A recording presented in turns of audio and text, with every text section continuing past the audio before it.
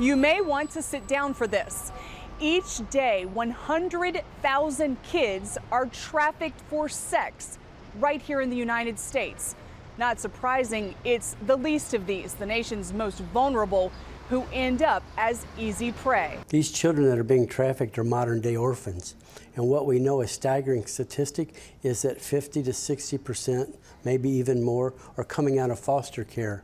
Altogether, an estimated 1 million people are made slaves in the land of the free. Most people don't understand how big of a problem sex trafficking is in the United States.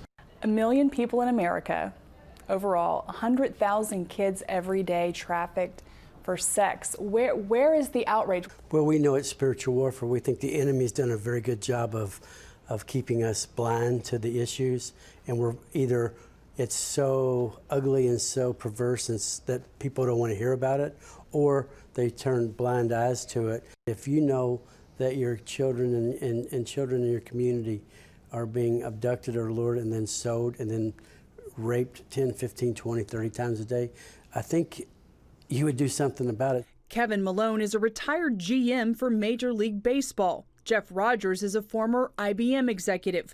Both are using their business know-how to take on human trafficking in America. They're tackling pure evil. If a man wants to pay to rape a child, but he wants a certain type of look of a child, a 10-year-old redheaded girl with blue eyes, then they're going to go get that for this guy. So we're living in a very challenging time, and it's happening all over America. It's draining work.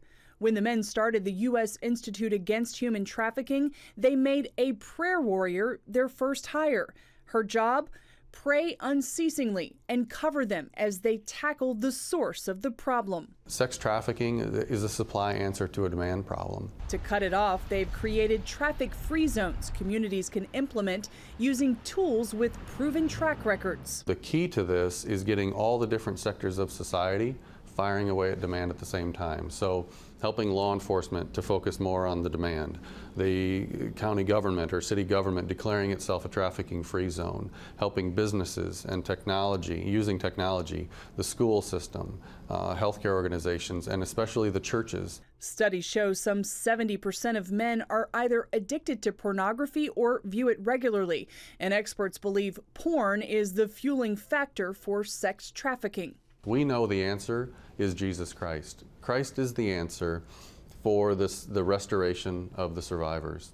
Christ is also the answer for the guys who are buying sex, who are addicted to sex. Christ is the answer for them to reach down into the heart of man and to cure them of that addiction. We need the wisdom of God, the guidance of God, the protection of God, because we're fighting the most evil, darkest, satanic stronghold on the face of the earth. And for Americans who want to help but don't know how, Rogers and Malone are asking for prayers to free children and women from this powerful addiction and evil industry that's enslaving them.